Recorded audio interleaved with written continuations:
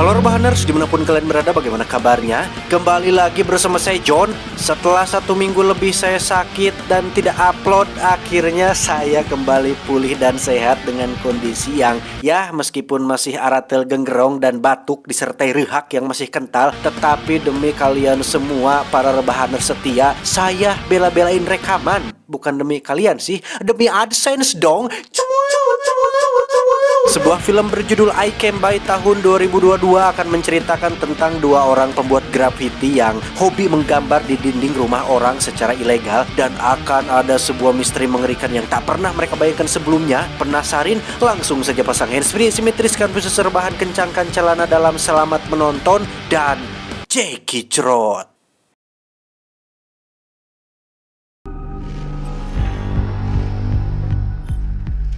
Kisah diawali dengan memperlihatkan 2 pembuat grafiti yang sedang menggambar karya di dinding rumah orang asing, di mana gambar tersebut adalah ciri khas dari mereka berdua, yakni I came by atau saya datang, yang kegiatan ilegal ini sendiri adalah sebuah bentuk pemberontakan atau perwakilan untuk menyuarakan ketidakadilan yang dialami masyarakat kecil dan jelata terhadap orang-orang kaya penuh kemewahan yang hanya memikirkan diri sendiri, memperkaya diri pribadi, tidak menggunakan pertalit, dan tidak peduli dengan nasib orang-orang yang ada di bawah.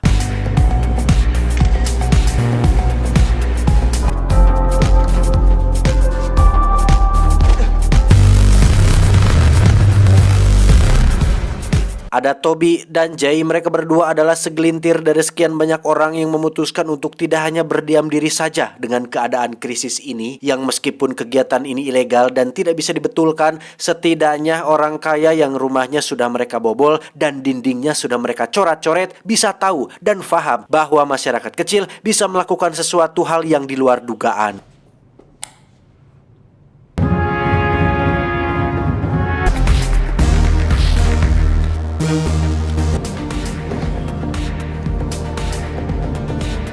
Jay sendiri bekerja sebagai seorang petugas pembersih pohon dan dedaunan, di mana profesi tersebut mempermudah dia untuk bisa mengamati dan memilih rumah targetnya, yang kebetulan kali ini dia berada di rumah seorang hakim bernama Hector Black. Ini bebenguknya yang hanya tinggal sendirian di rumah sebesar ini, dan itu bisa mempermudah Jay dan Toby untuk bisa menyatroni rumah ini besok malam.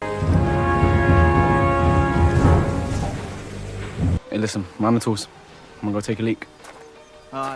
Jay sendiri diam-diam masuk ke dalam rumah ini untuk mengambil foto barcode modem wifi-nya, yang tujuan daripada itu adalah untuk bisa menghack password wifi rumah ini dan mematikan sistem keamanan seperti alarm darurat dan lain-lain. Sempat ketahuan tengah berdiri di sana, Jay mengaku sedang mencari toilet, dan beruntung si hakim percaya saja dengan hal itu.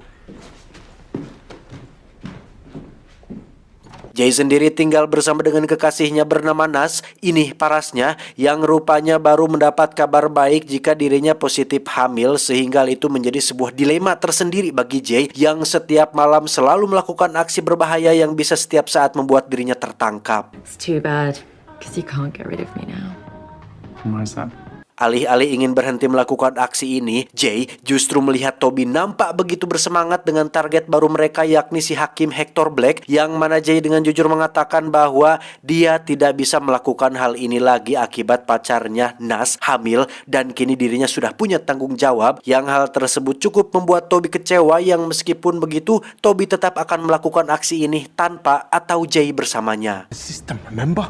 What, we're just gonna give up the fight now just because you're having a kid? Look, I can't do no more missions. Yeah? My child needs me. Yeah? Toby sendiri tinggal berdua bersama sang ibu yang sudah menjanda dan bekerja sebagai seorang psikiater bernama Lizzie. Ini beliaunya. Meskipun tinggal serumah, keduanya jarang sekali berkomunikasi atau bertemu akibat Toby yang selalu abur-aburan tidak paruguh. Terlebih lagi, idealismenya sebagai pemberontak dan pembela keadilan rakyat kecil membuat Toby menjadi sosok yang tidak peduli pada kebersihan rumah dan justru lebih menyusahkan ibunya sendiri. Loh. Rich, 2 affluent homes were hit in the last 3 months. Well, can you tidy the kitchen before you go? It's a disaster in there. Tak ingin buang waktu, di malam itu juga Toby langsung pergi ke rumah si hakim. Ketika dia pergi keluar, di mana Toby berhasil membobol kata sandi wifi-nya dan mematikan sistem keamanannya, sehingga dia bisa leluasa masuk ke dalam rumah tersebut tanpa harus takut ketahuan oleh siapapun.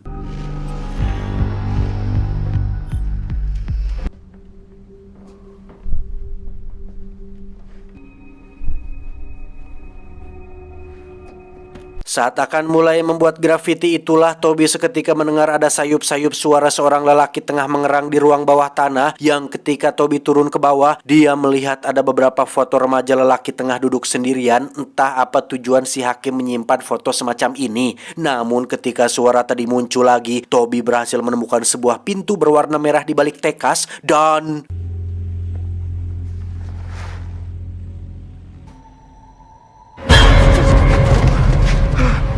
Si hakim sendiri tengah bermain tenis dengan sahabatnya yang seorang kepala polisi di kota itu, yang saat memeriksa ponsel, dia menemukan koneksi keamanan rumahnya terputus yang membuat si hakim memutuskan untuk segera pulang. Yang ketika sudah sampai di sana, dia tidak menemukan siapapun, namun dari beberapa benda yang terjatuh dan lukisan dirinya yang miring, jelas si hakim tahu bahwa ada seseorang yang sudah memasuki rumahnya.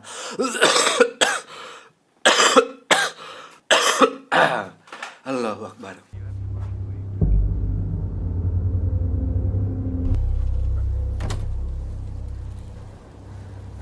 Toby pun menemui Jay untuk menceritakan apa yang dilihatnya barusan, di mana Jay yang sedang banyak pikiran dan sudah yakin dengan keputusannya untuk berhenti pun memilih untuk tidak peduli dan meminta Toby untuk jangan libatkan dia lagi dan urus saja urusanmu sendiri.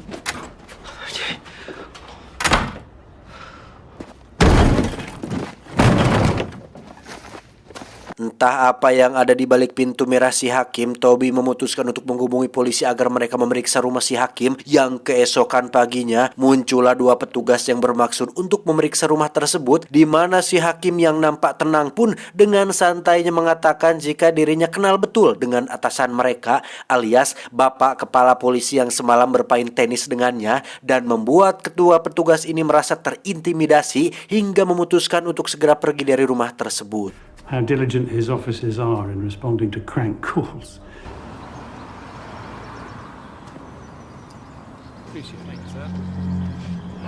No, don't go.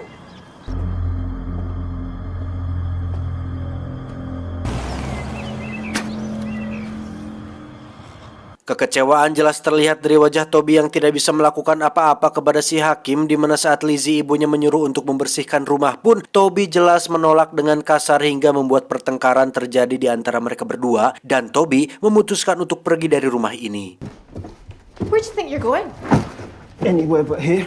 Don't wait for me to come back. Tak bisa membiarkan ketidakadilan terjadi, Toby nekat kembali masuk ke dalam rumah si hakim tepat saat beliau sedang pergi keluar, di mana kita semua akan benar-benar dibuat terkejut saat melihat ada seorang pemuda kurus kering ternyata terkurung di dalam ruangan kecil berukuran 1 kali 1 meter tersebut, sehingga Toby langsung menolongnya keluar dari sana untuk dibawa keluar dari rumah ini.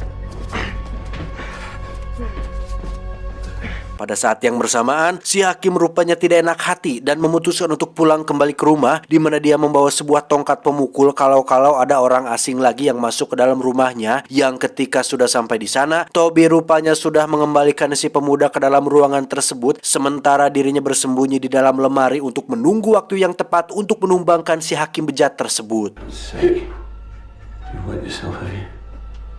Akhirnya terkuaklah fakta bahwa ternyata si hakim ini memiliki kelainan seksual berupa penyuka sesama jenis, lebih tepatnya jenis yang lebih muda, di mana foto remaja lelaki yang Toby lihat kemarin malam ternyata adalah pemuda kurus kering ini yang sudah dikurung oleh si hakim ini sekitar 10 tahun lamanya. Dan ketika si hakim sedang berada di ruang kurungan tersebut dan Toby sudah selesai mengumpulkan keberanian untuk menyerangnya, tiba-tiba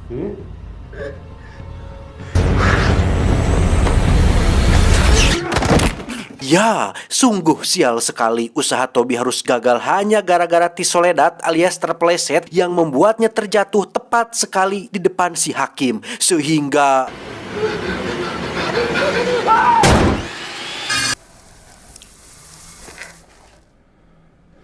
3 hari tidak pulang ke rumah membuat Lizzie khawatir dengan keadaan Toby anaknya, sehingga dia dan Jay pun menghubungi seorang detektif kepolisian bernama, kita panggil saja si detektif ini beliaunya, untuk menyelidiki kasus menghilangnya si Toby ini. I'll be your point of contact, so if you think of anything else, you notify me. Tanpa sepengetahuan Lizzie dan si detektif, Jay sebenarnya menaruh kecurigaan besar pada si hakim karena dari pertemuan terakhir mereka berdua, Toby sempat mengatakan jika dia melihat sesuatu di rumah si hakim yang pastinya ini ada hubungannya dengan menghilangnya si Toby yang secara tiba-tiba. Akibat parkir tepat di depan rumah orang lain, lebih tepatnya di depan rumah si hakim, petugas pun sempat menangkap J untuk dibawa ke kantor polisi yang karena tidak menemukan indikasi adanya kejahatan, mereka pun melepaskan si J begitu saja. Singkat cerita, J memberitahu Lizzie tentang laci rahasia milik Toby yang di situ ada kertas bertuliskan nama si hakim, yaitu Hector Blake, yang mana tujuan J melakukan ini adalah untuk memberitahu Lizzie secara tidak langsung bahwa Hector Blake punya keterlibatan khusus dengan menghilangnya si Toby. What is this? Why has he got this? I don't know. Untuk itu, Lizzie segera memberikan kertas tersebut kepada si detektif untuk diselidiki yang setelah dilakukan pemeriksaan, mereka pun berhasil menyamakan data mengenai orang asing yang sempat menghubungi polisi agar periksa rumah si hakim yang dari situ mereka semakin yakin jika ada sesuatu yang disembunyikan di rumah si hakim tersebut. I'm glad you brought this to my attention. I'll be following it up. To Blake, who lives on the same road. We got a call in last week from a young man. Ditemani dua petugas, detektif pun melakukan penggeledahan secara menyeluruh ke berbagai sudut rumah si hakim, termasuk ruang bawah tanah, di mana beliau akhirnya menemukan pintu merah di balik lemari yang ketika dibuka, isinya sudah kosong dan nampaknya si pemuda yang terkurung sudah dipindahkan ke ruangan kurungan yang lain. Tak puas dengan itu, si detektif yang kritis pun terus melakukan pemeriksaan terhadap ruangan kecil tersebut hingga dia menemukan sebuah lubang intip yang hanya bisa melihat satu arah, dari lebih tepatnya dari luar ke dalam, yang ketika si detektif mulai membuat si hakim kesal, tiba-tiba ya, si hakim melakukan sesuatu yang tak terduga akibat tidak bisa mengontrol emosinya, di mana sikap tersebut dianggap menantang tugas kepolisian hingga si detektif pun memutuskan untuk membawanya ke kantor polisi.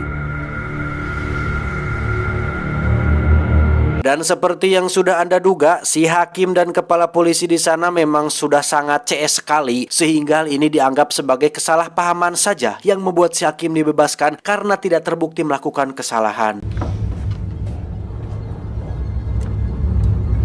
Fakta ini jelas membuat Lizzie sangat kecewa, di mana pikirannya menjadi terganggu bahkan sulit untuk berkonsentrasi dalam setiap aktivitasnya, ditambah belum ada kabar lebih lanjut mengenai keadaan Toby anaknya saat ini.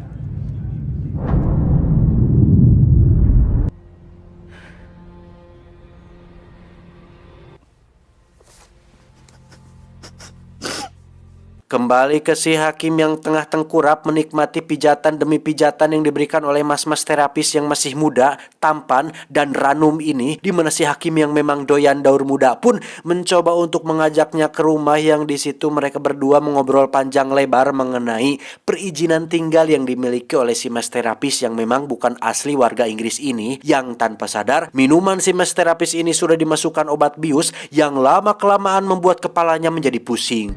Can I use the bathroom first?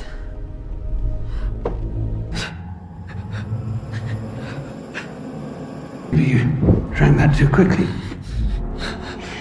Pada titik ini, si mas terapis rupanya masih ditangtayungan oleh Gusti Nu Maha Suci karena dia berhasil menyadari akan adanya bahaya yang mengintai. Lantas dia pun berusaha untuk keluar rumah melalui jendela saat si hakim sedang lengah, yang secara kebetulan di luar sudah ada Lizzie yang memang sedari tadi terus mengintai dan berhasil menolong si mas terapis pergi dari rumah tersebut.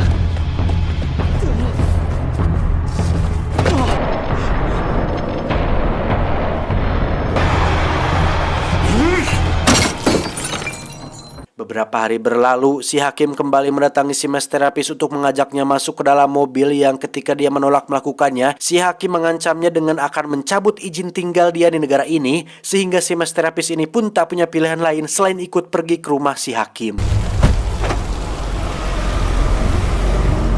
Dan ya, seperti sudah Anda tebak, si mas terapis resmi menjadi korban selanjutnya, di mana setelah dia digadabah alias diebol paksa, si hakim pun mengurung si emas dan memeriksa ponselnya yang di situ terdapat pesan teks dari Lizzie, yang ketika si hakim men-searching namanya, beliau cukup terkejut karena ternyata Lizzie adalah ibu dari Toby, orang yang sudah dia bunuh waktu malam itu.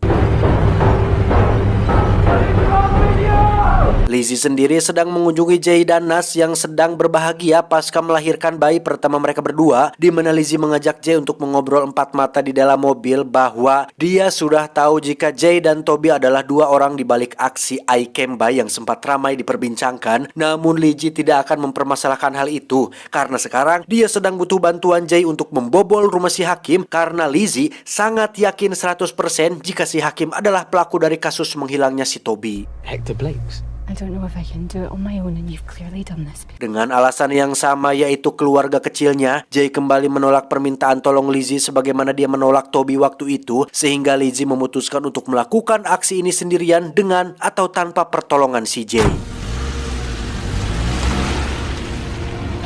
Dengan bermodalkan tekad dan cicilan mobil yang belum lunas, Lizzie pun nekat masuk ke dalam rumah si Hakim ketika dia sedang jogging keluar, yang ketika sudah masuk ke sana, Lizzie bahkan tidak tahu harus memulainya dengan mencari kemana. Dan saat sedang bingung itulah, tiba-tiba muncul si Hakim yang sudah berdiri tepat di belakangnya, yang ketika akan kabur, tiba-tiba...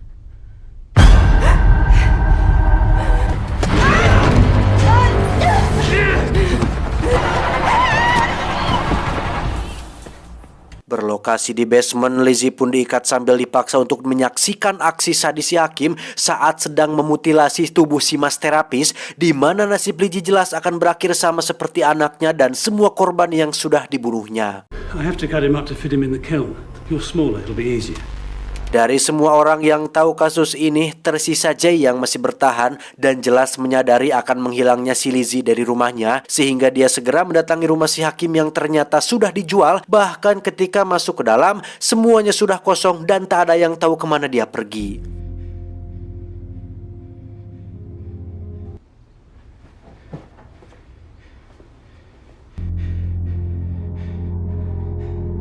Dengan bantuan Nas yang masih berkuliah di salah satu universitas, Jay akhirnya berhasil mengetahui jika si Hakim telah pindah ke rumah barunya, dan pada malam di tanggal tertentu, si Hakim akan hadir sebagai salah satu donatur untuk sebuah yayasan yang sedang didirikannya.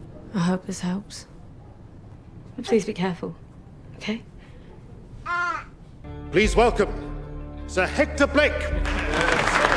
Sendirian, Jay terus mengawasi si Hakim di acara tersebut sampai dia pulang ke rumah barunya. Barulah Jay menampakkan batang hidungnya dengan diam-diam masuk tepat saat si Hakim sedang tertidur lelap. Namun tiba-tiba...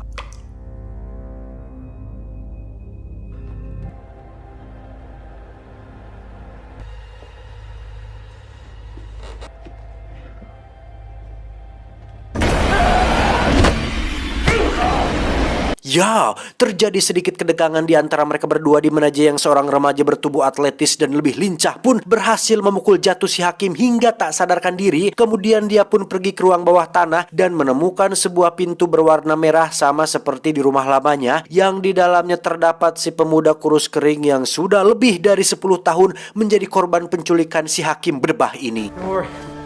You're safe now. Jay? What's happened? Tak lama kemudian, barulah muncul si detektif bersama dengan pihak kepolisian, dan setelah meminta keterangan dari si korban, akhirnya bisa dipastikan jika si Hakim telah bersalah atas penculikan, penganiayaan, penyerangan, dan berbagai tindak kriminal lain, sehingga dia akan dihukum seberat-beratnya sesuai undang-undang yang berlaku. Dan kasus ini mungkin tidak akan pernah terungkap jika bukan karena jasa seseorang, yakni dua pembuat grafiti I Came By. Nobody touched anything, as requested.